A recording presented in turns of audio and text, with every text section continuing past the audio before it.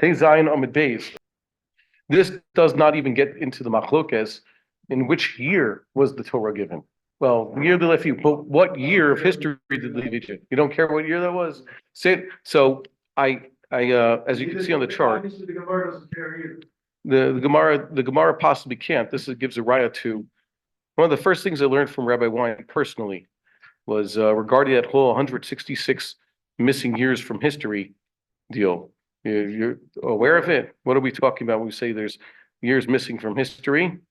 So, During the time of the Greeks and the Persians. the basically what would be the Persian era in the land of Israel.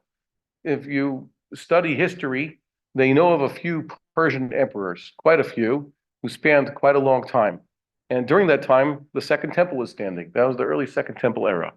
And Chazal even note this in a little bit of a hint, where one of the last things recorded in Tanakh is the line of high priests from Yehoshua ben Yotzadok, who was the first high priest of the Second Temple. And it gives quite a few generations after him, leading up to Yadua, the Kohen Gadol. It's with a dot in the dalet, so it's not Yadua, well known, Yadua. That was his name. And they say he's Shimon HaTzadik's father. So it leads all the way up. Shimon HaTzadik was just this close to being put in Tanakh. Because I'll note that because all these Kohanim Gedolim served in a span of 32 years, according to Seder Olam, it must have been there was a miracle here that each had his child at a very young age, similar to what they say regarding Bitzalel and his line. Hur was a son of Miriam and Kalev. Kalev, at the time when he was sent to be a spy, was 40 years old. A year before that, he was 39. Kalev's son is Hur, who's a little bit of a celebrity. He's Moshe Rabbeinu's literal right-hand man, aside from Yehoshua. And after Hur, we have Uri and Bitzalel. And Bitzalel is apparently, even though he's the grandson of this young man, Hur, is capable of building a Mishkan.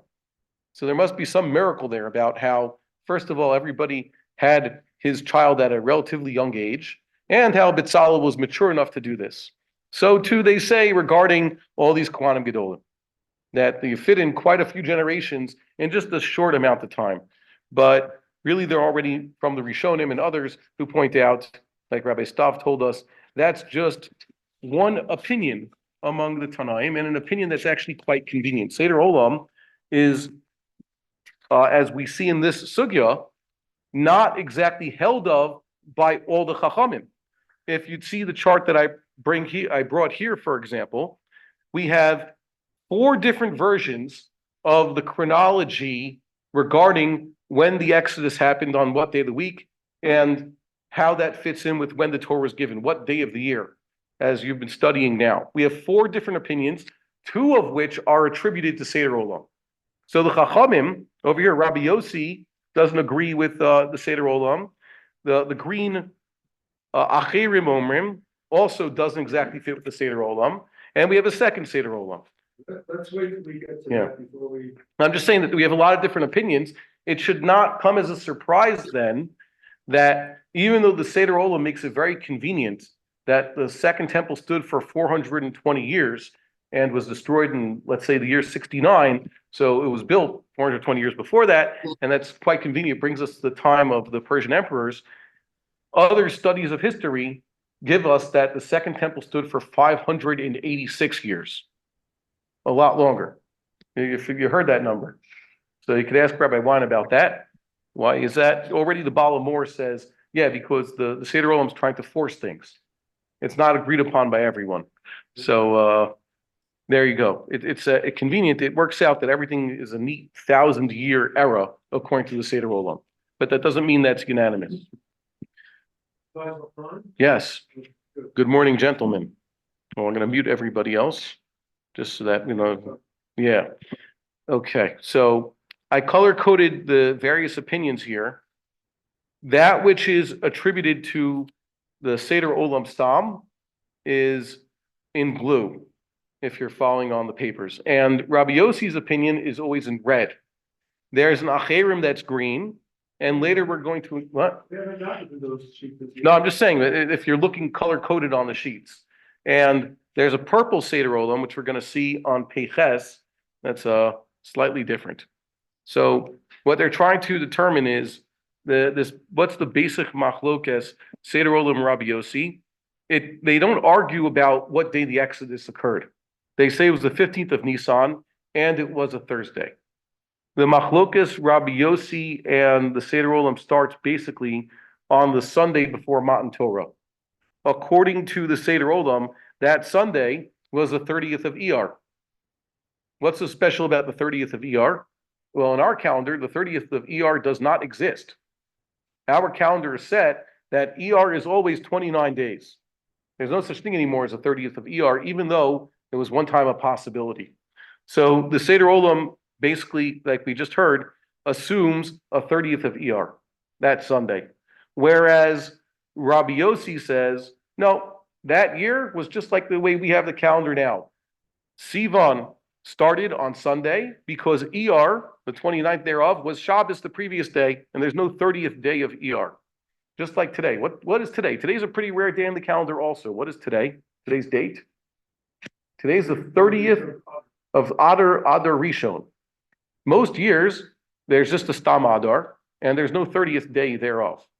And this coming month, Adar Sheni is also 29 days long. So the 30th day of Adar is one of those rare days. The 30th day of Adar is only in 7 out of 19 Hebrew years, the way we have it figured out. That's a minority of years. How much does it come out to? About 40% or so. So it's a pretty rare day. And the fact that we observe this 30th day of the outgoing month also as Rosh Chodesh is a little bit of a chiddush, an ancient chiddush, but a chiddush nonetheless, because you would have thought that if you have a Rosh Chodesh should be the first day of the month. But today is not the first of Adar Sheni. Today is still the last day of Adar Rishon. That's the essence of the machlokes. What was happening that Sunday? Was it already the first of Sivan, or was it still the 30th of Iyar, according to the Seder Olam? So let's see this proof. Tashma. Nisan shebo yatzu Yisrael miMitzrayim. The Nisan that Israel left Egypt. Ba'arba'asar shachatu pischehem. On the 14th thereof, they slaughtered their Pesachs. God willing, that should happen every year. I hope everybody's preparing, by the way. This year, God willing, another Korban Pesach, it's a sign of redemption. Uvachamisha asar yatzu. And on the 15th of Nisan, they exited Egypt. Wila erev laku b'chorot. And that evening, the firstborn were smitten. Same question as we had last time. It seems to imply, or no, we're going to have this question occurs a few times on the daf. It says, seemingly, that the firstborn were smitten the night after the 15th of Nisan, the night of the 16th. So the Gemara asks, La Erev Soka Daitach? La Erev seems to mean subsequently. After the Exodus, that evening, that's when the firstborn were smitten. That can't be. The firstborn were killed before the Exodus. Matter of fact, a few hours before the Exodus. So what's going on? So they correct it. They say, Ela mi ba'erev laku b'choroth. Mi ba'erev means the previous evening, between the 14th and the 15th of Nisan, that's when the firstborns got their comeuppance.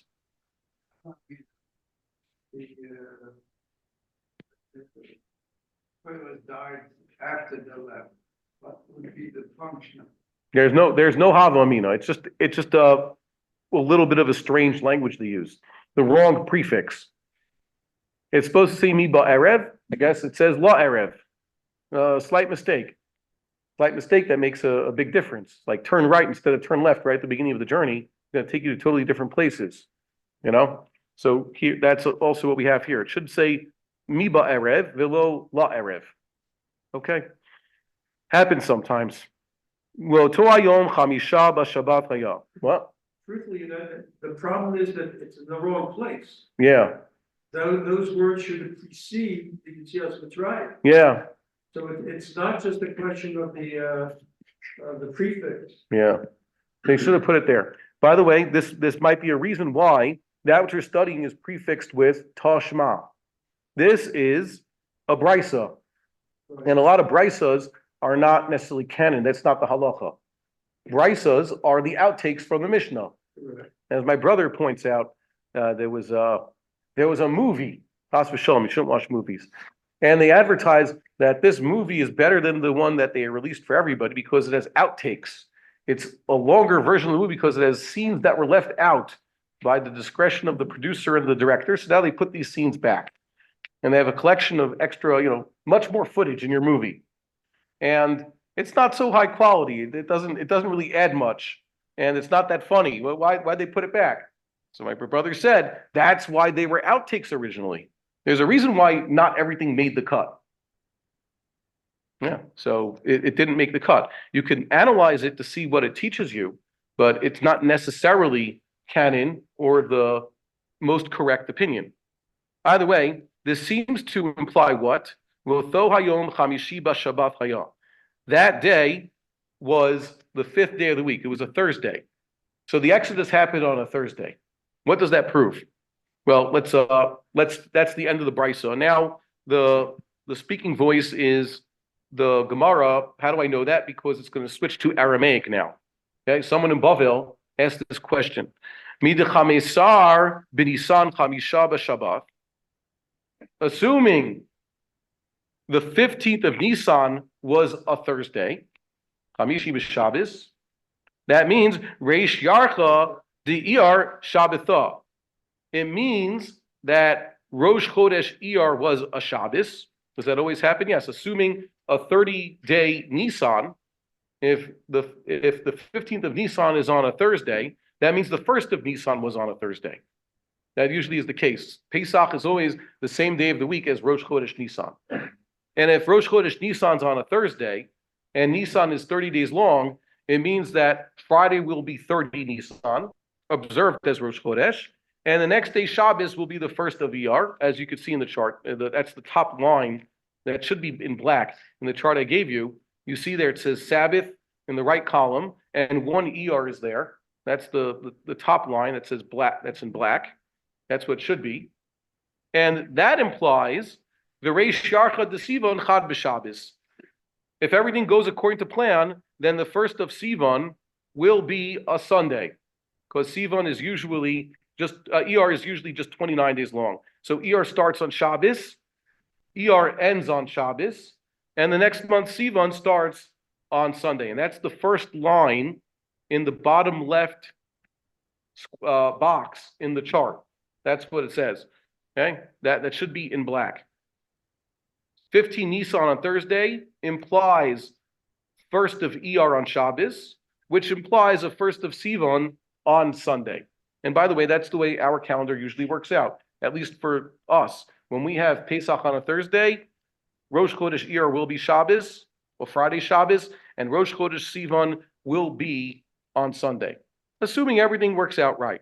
So this is a kasha against the rabbis. Okay, this seems to kasha l'Rabbanan. Okay, so it wait a second, one second. I put this in red. You see there, Reish Yarcha d'Sivan Chad b'Shabbos. Okay, it means a little bit funny here. Reish Yarcha d'Sivan Chad b'Shabbos. We're going to have a little bit of a problem here. Kasha l'Rabbanan. What are the Rabbanan trying to tell you?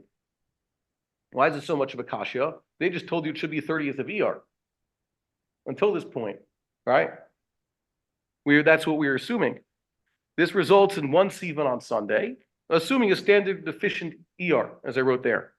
So the rabbis will tell you, once here's a surprise, yeah. Amar lecha Rabbanan, Iyar dahai shata, avur yibrua. You have to add a day to Iyar. Okay? It doesn't mean that this day is the 1st of Sivan. It means we have a 30th day of Iyar ends up on a Sunday. And the 1st of Sivan was actually when? The next day. Okay? Add another day to Iyar. Why? What's so important for the rabbis to make sure that the 1st of Sivan starts on a Monday? Well, Matan Torah is always on Shabbos. We all agree that it's going to be on Shabbos, but Chazal want Matan Torah to also be the 6th of Sivan. So they have to make it that Sivan starts on a Monday, so that the 6th of Sivan is Shabbos. And I think I mentioned this last time I was here. It turns out then that the way they could have observed Shavuos back in the day when they decided Rosh Chodesh based on the testimony of the witnesses, there was actually 3 days a year when they could have actually observed the holiday. If Nisan and Iyar were deficient, you end up counting the Omer on the 7th day of Sivan. If one is full and the other one deficient, it doesn't matter which, you'll observe the holiday on the 6th of Sivan. And if both months, Sivan and Nisan, are full, you'll end up keeping Shavuos on the 5th of Sivan. Yeah, so you have 3 different days when they observed Shavuos back in the day, a one-day holiday. And you couldn't rightfully say that Shavuos is Yom Matan Torah Seinu. It's not the day of the giving of the Torah. Why? Because only a third of the time it's actually the day that we celebrate giving the Torah. Actually, more close to half the time. Okay? It works out. Do the math. It's about half the time. That's why we call it Zman Matan Torah Seinu, the season of the giving of our Torah, but not the day of the giving of the Torah, because truthfully, Shavuos is not. Why also, that's interesting. When do we observe Shavuos? What's the rule for observing Shavuos? It's not a day of the year. Rather, it's the day we conclude counting the Omer. Okay. So there you go. That's what. Yeah. Because it's connected to Pesach. Yeah. That's the message of it has nothing to do with the date per se. Yeah. So our assumption was wrong, basically. We are assuming that when we asked this kasha, that the Nisan is a full month all the time, even back then, and ER would be deficient. But the assumption's wrong. Make a full Nisan and that year a full ER. Does it happen, by the way, 2 straight months that are full? Even with our calendar, they're supposed to alternate. But even so, occasionally we do have 2 straight months that are full or 2 straight months that are deficient. When does that happen? It's happening now. Today is the 30th of Adar Rishon, right? That means Adar Rishon is full. Last month was Shabbat. It also had 30 days. So we are concluding a set here, a pair of 2 full months. And earlier this year, we had 3 straight deficient months. Cheshvan was deficient, as was Kislev and Teves. So we had 3 straight deficient months, all 29 days long, after Tishrei of 30 days. And right after those 3 straight deficient months, we've had 2 straight full months. Okay, so it does happen. And now we're going to be pretty set, at least for the coming 7 months. It's going to go back to the usual 30, 29, 30, 29. Okay. Tashma.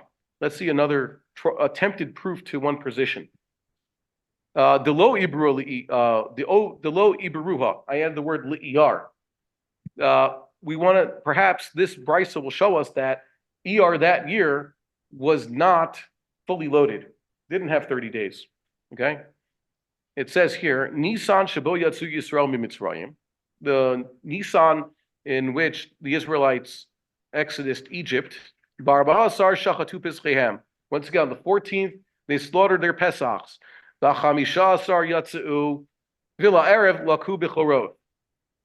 See, same problem. It says that the Exodus was on the 15th of Nisan, and that night, the firstborn were smitten. Of course, we had this problem. What does that mean? La'erev Soko Daitoch. La'erev implies after the 15th. No. Ela Ema Mi Ba'erev Laku Bechoroth. Correct it. Say, the previous night, the firstborn had been smitten. Same issue with this brisa. Well, Toayom Chamishi Shabbat Haya. That day, the Exodus was a Thursday, the 5th day of the week. Hishlim Nisan. Nisan was completed.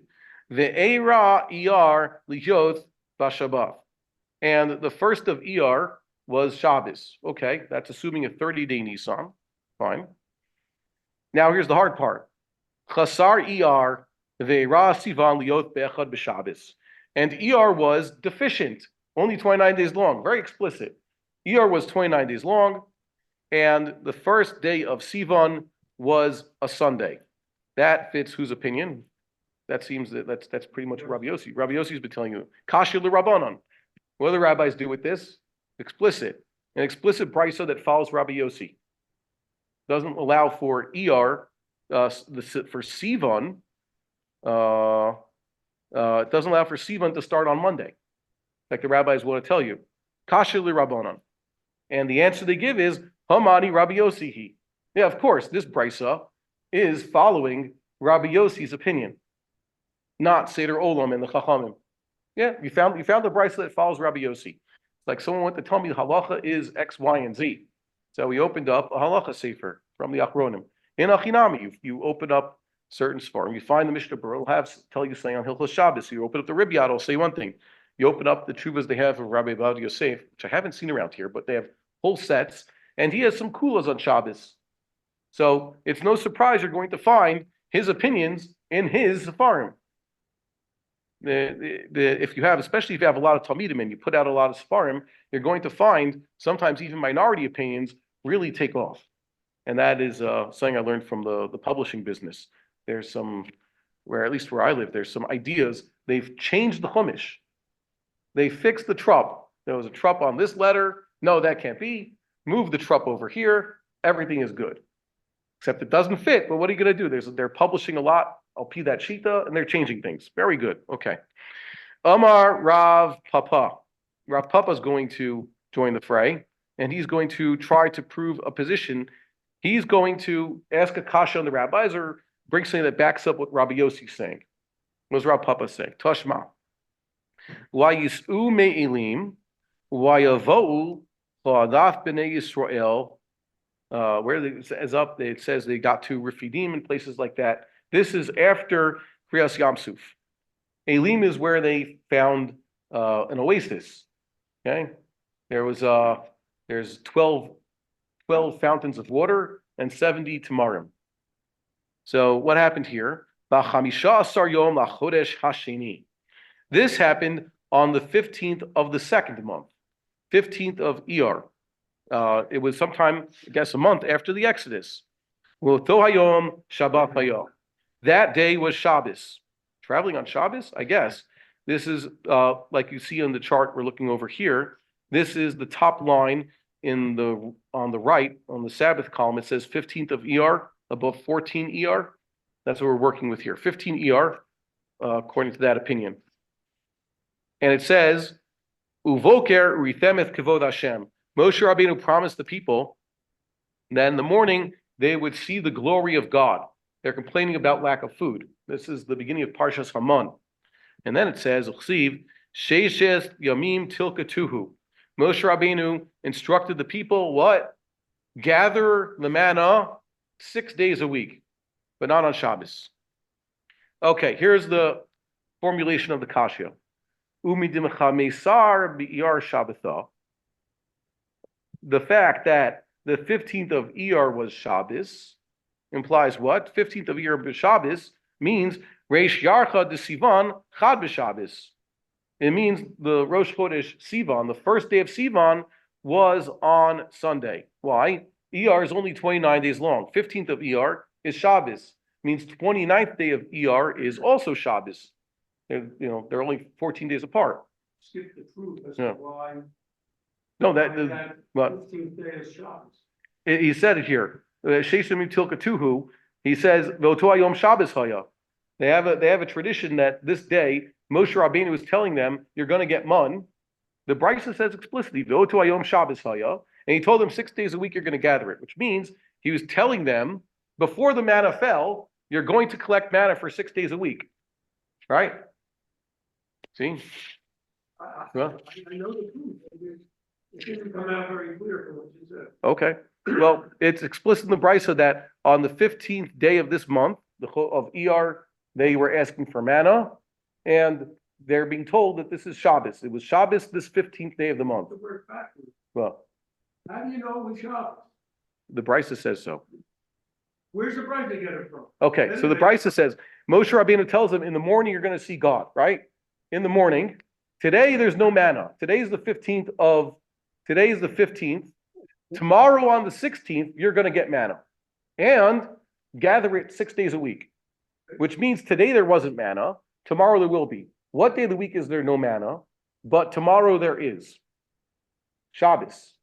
On Shabbos there's no manna, but tomorrow there is, right? And it's going to fall for 6 days. Right? So it must be Shabbos. That's the part that's crucial. Yeah. The 6 day part. Yeah. He didn't know the 6 days. It could be a Wednesday afternoon and tomorrow we'll get it. Well, it could You be, have to have yeah, 6 full days of collecting. yeah, 6 The days. only way that could happen is if it started on Sunday. Sunday. Yeah. So today's the day with no manna. You're going to have it, and you're going to collect it 6 days. So it makes me wonder what would happen. No, never mind. It's not. It's already in the history books.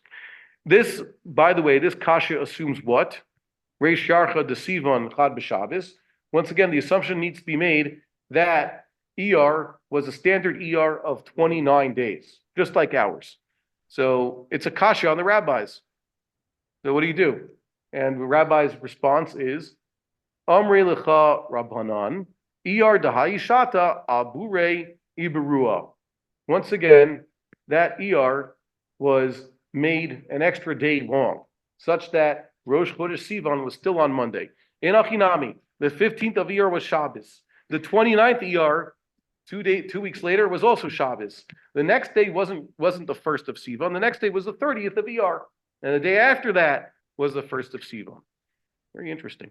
Now, I always wondered why it say Iberuha means they made it an extra day. It's the object of this verb is apparently feminine, but a month is a masculine thing.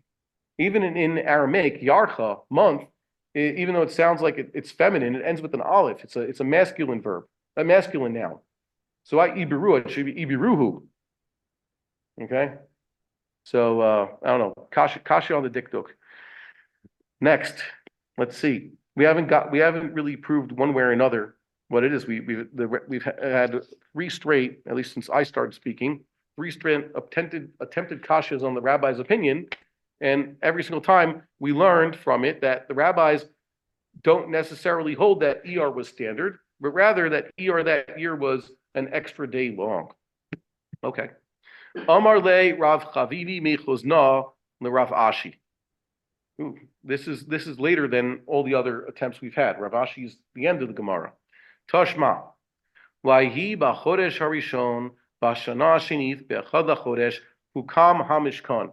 It was in the first month, on the second year, that means the second year counting from the Exodus, on the first of the month, hukam hamishkan. We're going to read that this Shabbos. That's at the last part of Pekudei. It starts on part Shishi of Pekudei. Pekudei.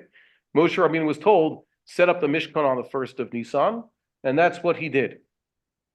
Tana, here is what the sages teach us. Otho Yom Natal Eser Ataroth. That day took 10 crowns, or that day had 10 modes of distinction. A very auspicious day in history. Rishon L'Maaseh V'Reishith. It was a Sunday, so it's the beginning of creation. Wow, it makes you wonder. So that every Sunday has a crown, so to speak. Sunday's, I guess, superior to all the other Sheishas Yemei HaMaseh because that's the day it started. Rishon La Nesiim. It was the first day for the Nesiim. What does Rashi say here? That we know that the way they understand it, that's the day the Nesiim began to bring their personal offerings in honor of the dedication of the Mishkan, right? Nachshon ben Aminadav's day as the representative of the tribe of Yehuda, right? Rishon Lakuna. It was the first day for the priesthood. The Mishnah and the Tosefta and Zvachim, which we saw on Thursday, mentions that until this point, the service was conducted by whom? The firstborn. Any proper Jewish firstborn was a qualified priest. Those are the ones who did the act of korbanos. But since Cheda Egel, God decided to change it. He removed that privilege and gave it to the tribe of Levi. The tribe of Levi almost equaled the number of qualified firstborn, as we read in the first 3 parshas of Sefer Bamidbar. The Leviim take over. They are in charge of the service. And even then, the service is divided between the majority of the tribe and a specific subgroup of the tribe, the Kohanim. The Leviim serve God by singing and guarding the tabernacle and also being in control. They're acting as gatekeepers. right? That's what Leviim do in the Beis Hamikdash. And the Kohanim are the ones who actually conduct the sacrificial service on the altars. It's divided among them. Leviim are not supposed to do Kohanim's job, and Kohanim are not supposed to do Leviim's job. By the way, no more firstborn. Firstborn are to be exchanged for money, and the entire tribe has replaced them. Rishon La'avodah, the first day for the sacrificial service, as it was in the Mishkan. Why? The Tosefta says that before the Mishkan was operative, the service was a lot more egalitarian.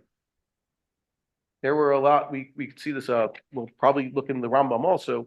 It's in Zvachim, page 113, 115. How was the service different before the Mishkan was set up? That's actually subject to machlokes. But from now on, there's a much more stricter set of rules. For example, the most well-known rule is the whole male or female sacrifice. Burnt offerings could only be male. Certain sin offerings are always female. Certain sin offerings are not. Shlomim, to be eaten by other people, are actually male and female. Those types of rules did not exist beforehand. It used to be you can make a burnt offering, for example, of a female animal.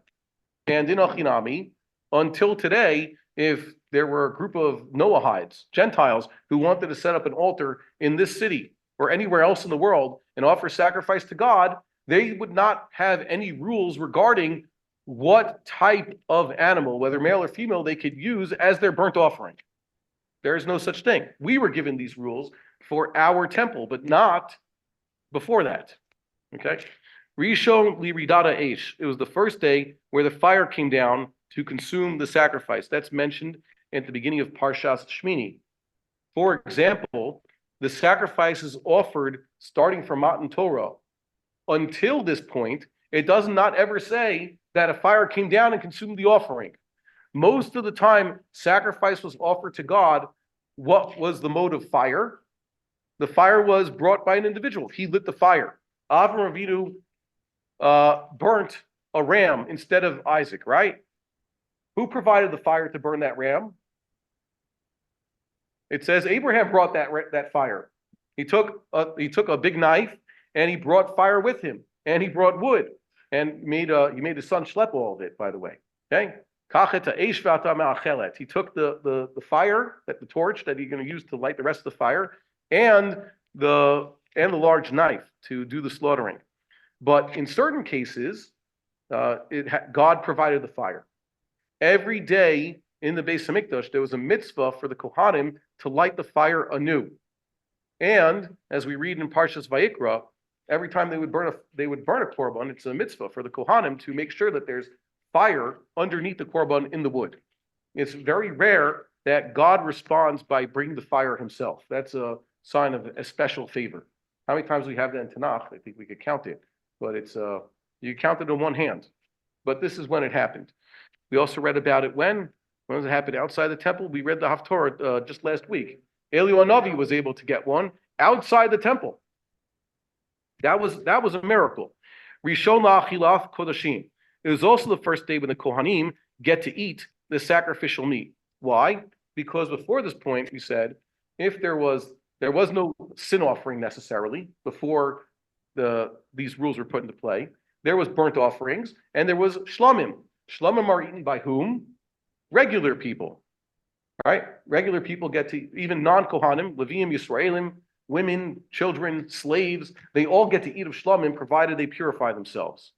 But since the establishment of the temple service in the Mishkan with only Kohanim, there are certain sacrifices that only Kohanim can eat. And Moshe Rabbeinu, he was given a privilege during that time. He could also eat some Horat Sha'ah. But from then on, he was just a regular Levi. He couldn't eat any more of it. So that was the first day. Did the Kohanim end up eating these korbanos? They were supposed to, but it says also in Parsha Shmini, there was some they didn't end up eating. They burned them. Why? Nadav and Avihu had died. There was some confusion there. Maybe we'll do that sugya also. What was the sin offering they did not end up eating, but instead burnt? And Moshe Rabbeinu was quite upset about that. Made a mistake. And Aaron told him, no, it wasn't a mistake. It was the right thing. Rishon lishkon shchina. The first day of the divine presence resting on the sanctuary. Why is that important? It used to be that when they left Egypt, there was a pillar of cloud by day and a pillar of fire by night. Where was that pillar of cloud located, or the pillar of fire located before the Mishkan was set up? At the front of the camp. It says Vashem holech liftehem yomam. He went before them, which means that when they would encamp the way they did in that square, the pillar was actually to the east of the camp. Right? That's where it used to be. But now that the Mishkan was set up, it says, right at the end of Parshas Pekudei, that the pillar of cloud came down and settled instead of in front of the camp on the east side, it actually settled right in the middle of the camp on the Mishkan, and that's where it stayed, except when it came time to travel. When it came time to travel, the pillar of cloud or the pillar of fire actually got up and started going in the direction that the people were supposed to go. They were supposed to follow it. So this is the first time where it says the pillar of cloud actually came down over the tent. Non-kashur al ha'ohel, in Chazal's words. It was almost like stuck to it. It had been like tied down by the Mishkan. Where else do we see this idea that there was a pillar of cloud indicating God's presence over a particular tent? Who else had that happen to them? The answer started with the tent of Sarah. It says Sarah Imenu, she had such a miracle also over her tent. So too, it disappeared when she had passed away. And when they brought Rivka there and she went into the tent, the cloud came back. Okay? Rishon Livarech Eth Yisrael. The first day for the blessing of Israel. Wait a minute. Israel's very blessed. Okay? Lo ta'or ta'am ki varuchu. Avaracham avarechecha. Wasn't Am Yisrael blessed already since the days of the patriarchs? So what does this mean? Yeah, the priestly blessing. Until this point, we did not see that the Bechorot who were conducting the service ever blessed the people. It's a special commandment given to the Kohanim, descendants of Aaron. By the way, at what point in the service do you they do this at the conclusion of the Korban Tamid, right? Part of the daily service in the temple that the Kohanim bless the people. It says, I was listening at Shul, we read the Torah this morning. It says the Korban Tamid, Olaf Tamid, Ha'asuya B'Har Sinai. That is, this Tamid, one lamb in the morning, one lamb in the afternoon, precedes the building of the Mishkan by many months. This started at Har Sinai and used to be the job of the firstborn. But when the firstborn did this Olaf Tamid, one lamb in the morning, one lamb in the afternoon, they did not bless the people. They were not given this charge. Rishon li Isur Habamot. It's also the first day of the prohibition of high places. High place isn't literal. This is an expression taken from later biblical books. In this case, high place is code for any other altar, private altar, not the central altar in the sanctuary. Why? It used to be, before the Mishkan was set up, that anybody who wanted could go find a place, make himself an altar of any size, and offer sacrifice to God thereon. And like we said before, because that was the rule before the Mishkan was built and before Matan Torah even, Goyim could still do such a thing nowadays, provided they're worshiping God and not some imaginary God. So Goyim could build an altar nowadays and offer sacrifice thereon. Jews can't. Since the Mishkan was set up, you and I cannot just go build altars like our forefathers used to do. And by the way, this prohibition was suspended twice in history. We read in the Mishnah that when they got to the land of Israel, there was a 14-year suspension of this prohibition. Once again, you could have built an altar wherever you want and offered sacrifice thereon. You didn't need to find a Kohen to do it for you. And again, when the tabernacle at Shiloh was destroyed until the first temple was built, they had this permission. Jews could build altars wherever they want and offer sacrifice thereon. And who did such a thing? We have it recorded in history that Shmuel Navi, Shaul HaMelech, David HaMelech, they all did such a thing. They all built their own altars and offered sacrifice on it, and they didn't go back to the Mishkan to do it. That's something they used to do. But here they're assuming that Am Yisrael was doing this for a while. Technically speaking, how many of these altars did Moshe Rabbeinu himself build before the Mishkan? It says 12. Okay, he built 12 altars and matzevas at Matan Torah, one for each tribe. But from now on, it would be forbidden to do such a thing. You can't just build an altar. And it's been, since the first temple was built, there's no more permission to do so. And we're also not allowed to help Goyim. Let's say there are some Noahides come here and they say we want to go, let's say, to the Mount of Olives like they did, and they want to build an altar to God and take some sheep and make burnt offerings out of them to God. So we can instruct them about how to do so, but we cannot help them. We can't take part in it. We can just tell them what to do. The Gemara records that the last Tanaim, Amoraim who did such a thing, instructed Gentiles in the proper mode of sacrifice, were Abai and Rava. So they were around in the 3rd century.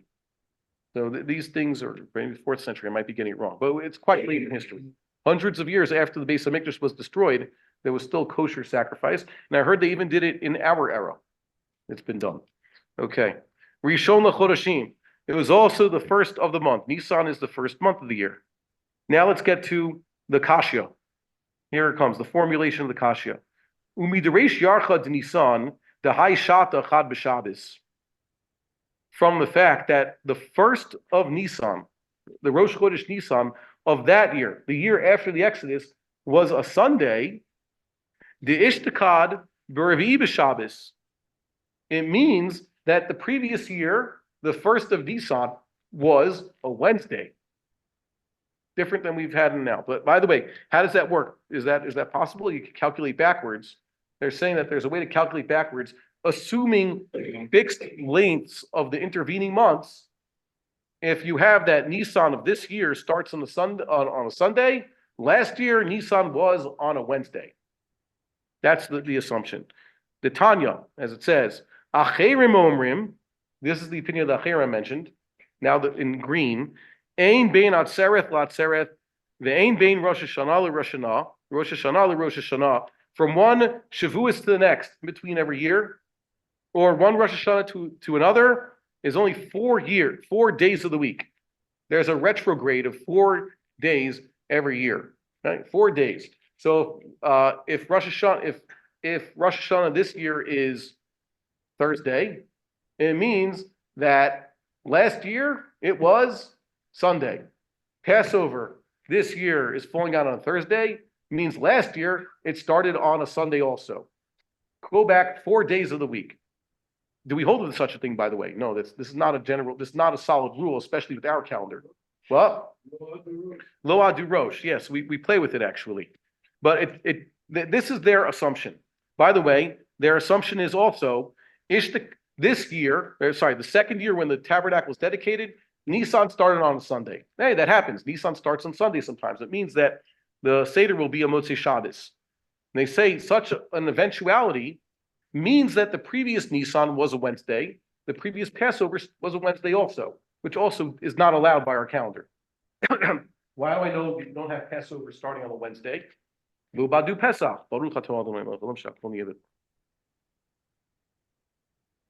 Either way, this means, if you look in the chart I gave you, this assumption of this brisa, well, the brisa is pretty much, the first assumption that the Nisan of the dedication of the tabernacle, a year after the Exodus, was on a Sunday, started on a Sunday, that's solid. No one's going to disagree with that.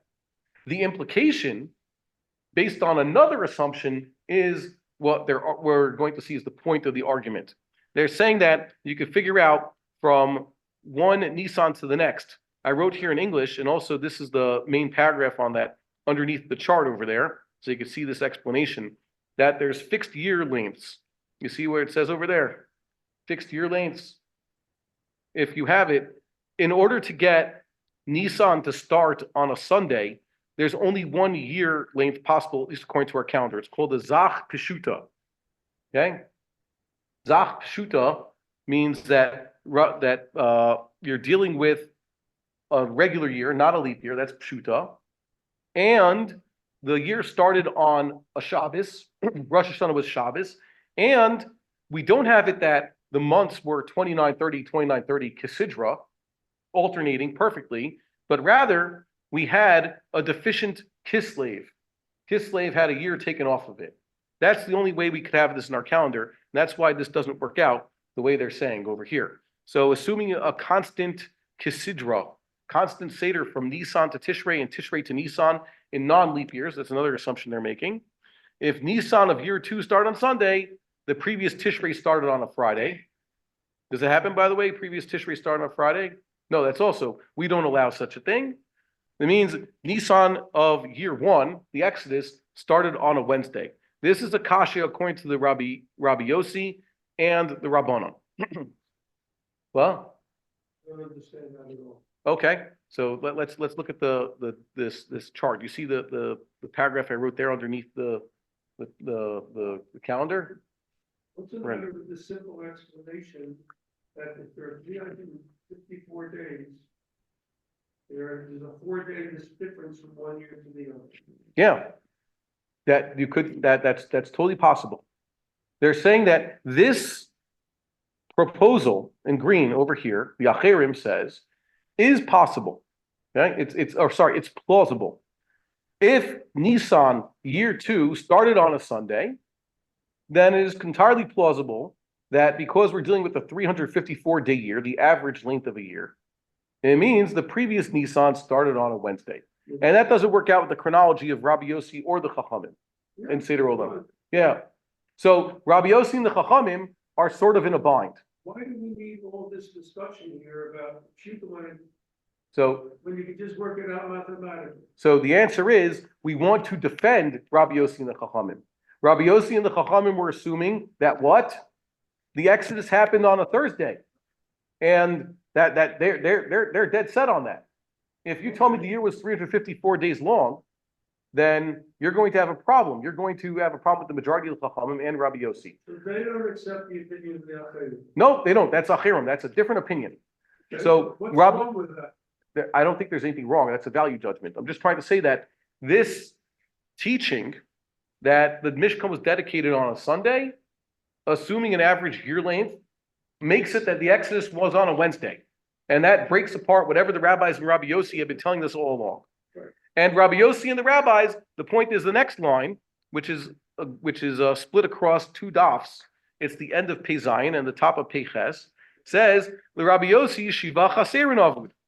Rabbi Yossi would say, really, you're dealing with, there's an extra, normally you have 6 months. If they alternate 29, 30, 29, 30, you're going to have half are going to be 29 days long, half are going to be 30 days long. That's a Kesidra year. But in Rabbi Yossi's case, you're dealing with a year that has 7 deficient months and 5 full months. What you and I call a Zach Peshuta. It's Chasera. It means Kislev has had a year deducted, a day deducted from it, and it's not a leap year. And by the way, that happens. There, half the time, not half the time. Sorry, whatever. We have the calculations here. If you want, I can share it with you. Phil Chernovsky likes to deal with these things, the percentages. So you could maybe he mentions this in the Torah tidbits. I don't know. I can't read that right now, but they'll tell you that this happens every now and then. It's actually the minority of years are Kesidra. The vast minority of years are Kesidra. Either we're adding a day to the year or subtracting. 354-day years are quite rare. There's only 3 out of the 14 kaviyas allow for it. Okay, so that's all it is. Rabbi Yossi would say, I subtracted a year. I subtracted a day. We're dealing with a 353-day year. And the Rabbanon say, well, they have what happened here? The Rabbanon previously said that ER was actually long, right?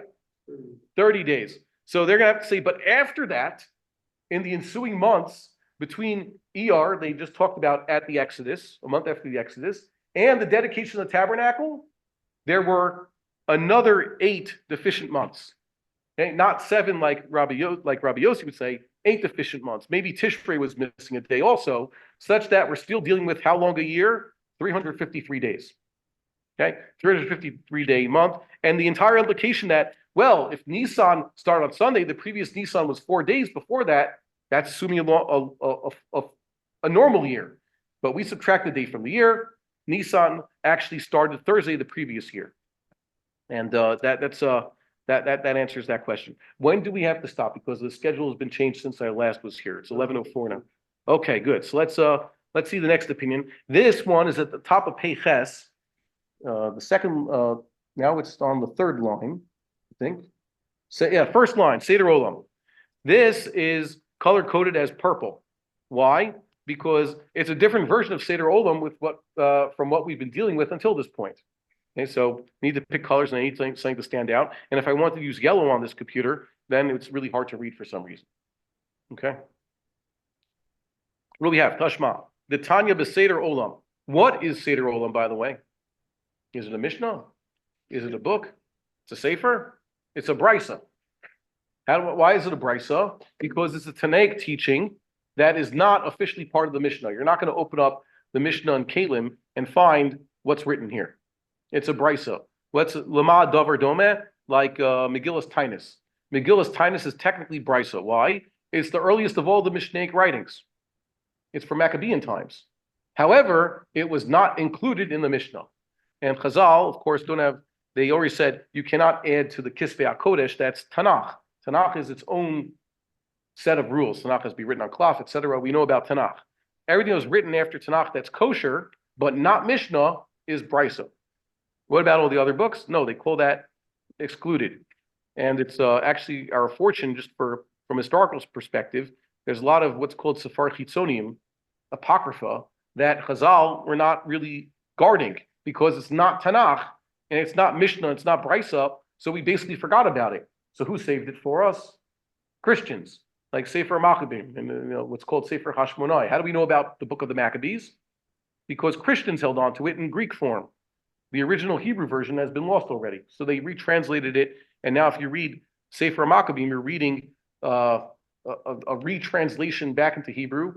Yeah, and they're trying to make it sound like biblical Hebrew almost, but it's not.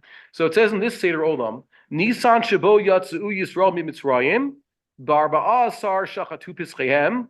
Oh, we've heard this line before. The Nisan, Israel exodus to Egypt. On the 14th, they slaughtered their Pesachs. B'chamisha-asar yatzu. On the 15th, they left Egypt. Woto hayom erev Shabbos haya. That day was a Friday, not a Wednesday, not a Thursday. It was a Friday. The Exodus happened on Friday. Wow, that changes everything around. So here's the formulation of the difficulty over here. Umi deresh yarcha de Nisan erev Shabbos. If Nisan started on erev Shabbos because the 15th of the month of any month, even according to the secular calendar, I checked this. If the 15th day of the month is a particular day of the week, then the first day of the month was the same day of the week. Okay, so this means that Nisan started on a Friday. Reish Yarcha de'ir chad b'Shabbos, meaning the first day of Iyar was a Sunday. Until this point, everybody said the first of Iyar was Shabbos. Nisan's still 30 days long, but Nisan started a day later. So Iyar is going to start a day later. Iyar is going to start on the first day of the week, which is Sunday. That's in the left column in the chart, third row. You see it says 2 Iyar, but below it says 1 Iyar. 1 Iyar is supposed to be purple. This is a new opinion, the purple opinion. And they conclude with Sivan B'Trei B'Shaba. Okay? And the first of Sivan should have been when? Trei B'Shaba, the second day of the week. First Sivan, second day of the week, assuming, by the way, that Iyar would be what?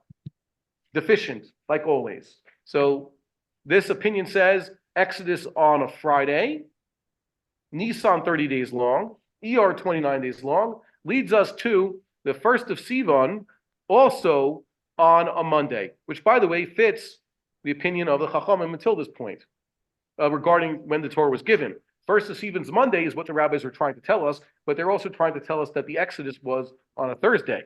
Okay, so this is a different version, sort of like the rabbis. By the way, it's a kasha to Rabbi Yossi. It's not exactly like the rabbis, but for us, it's a kasha to Rabbi Yossi because this would mean that the Torah was given when? On the 6th of Sivan. That Shabbos was the 6th of Sivan, according to this purple opinion. So Rabbi Yossi's response would be, Amar lecho Rabbi Yossi, Hamani Rabbanon hi. Yeah, so Rabbi Yossi say, good, you just showed me yet another source that follows the rabbis. Until this point, I had sources that follow my opinion. And you say that's kasha on the rabbis. Yeah, indeed. Some sources back up what I say, and some sources back up what the rabbis say. By the way, so anybody keeping score until this point? We've seen sources that say that Torah was given on the 6th of Sivan. We've seen sources that say the Torah was given on the 7th of Sivan. We see many sources. And okay, good. That's why we have Yom Tov Sheni. And you have two different versions of what the Seder Olam says in order to bring us to this point that the Torah was given on Shabbos, which was the 6th of Sivan and not the 7th. Okay, fine. I guess we could just learn to, acknowledge our disagreements. Let's see another attempted proof to one position. Rabbi Yossi Omer, Basheni. I wrote a Havamin here, Basheni L'Sivan. Here's what they're talking about. On the 2nd, this is ambiguous. This Brisa says, on the 2nd, Allah Moshe v'Yorad. Moses came down from the mount, and then he went up the mount and then came back down. All in one day. Moses ascended and descended. Bashlishi, once again, we're assuming of Sivan, Allah v'Yorad. He went up the mount and came back down. Second trip. Bar-Revi'i, apparently also, assuming Sivan, Yorad, B'shuv lo Allah. He came down from the mount and he didn't go back up after that. Wait a second. You said he went up and came down. U'me'achar shelo Allah me'echan yorad. Question on what we just said. He went up, he went down. Next day, up, back down. Next day, went down, never went back up. Where did he go up? U'me'achar shelo Allah me'echan yorad. From where is he descending if he never went up that day? Ela ba-revi'i Allah v'yorad. So change it. It says also on the Revi'i, third trip, he went up, ascent, and a descent. B'chamishi, on the 5th, Banam is Be'ach. So far, 3 days up and down. Yeah. On the 5th day thereof, starting from the 2nd, whatever it is the 2nd is. On the 5th, apparently of the month, Banam is Be'ach, we kriv allow korban. And on the 5th day, he built an altar and brought upon there a sacrifice. Bashishi, lo hayalo pnai. And on the 6th, they had no opportunity. It must have been busy. Okay? So here's the formulation. My love, is it not the case? Mishum Torah. Okay? Or as Rashi writes, that's why it's written in Rashi letters, lo hayalo pnai la'aloth, shekiblu kulan et hadibaroth. The 6th day, God came down from heaven, ascended upon the mountain, and revealed himself and gave them the Torah. So that's why Moshe Rabbeinu didn't do anything that day. He was receiving the Torah with everybody else. So this seems to fit. If I add the word Sivan to after all the ordinal numbers, Sheni, Shlishi, Chamishi, Shishi, and I say it's Sivan, then it leads us to the Torah being given on the 6th of Sivan. Okay. Everything here is telling us on the 2nd of Sivan, he went up for the first time and came back down, the Shlishi and the Revi, also 3 straight days, day 2, day 3, day 4 of the month. And also on the 4th, on the 4th of the month, and on the 5th, that's when he offered sacrifice. And on the 6th, that's when the Torah was given. So this seems to fit. Except we say, Lo, Mishum Torah Shabbos. Rabbi Yossi doesn't want to tell you that the 6th means the 6th of the month, and that's when the Torah is given, because he's been telling us until this point, the Torah was given on the 7th day of the month.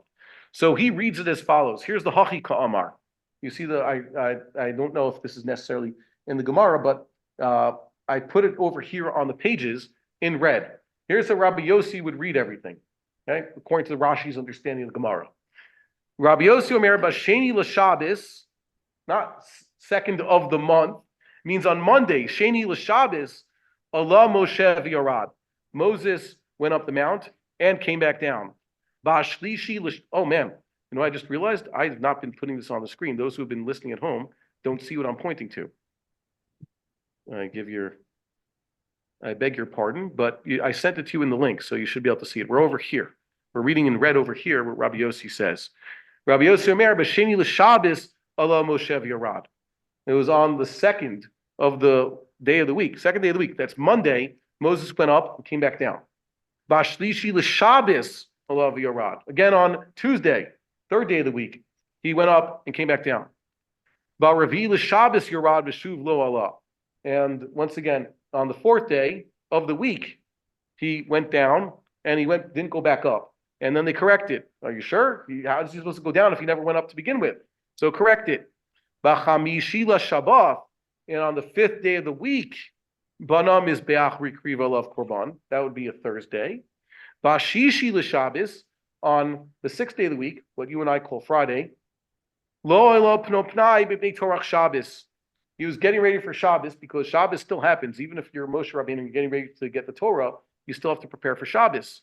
Uve Shabbos, which would be the 7th of Sivan, he received the Torah. Wow.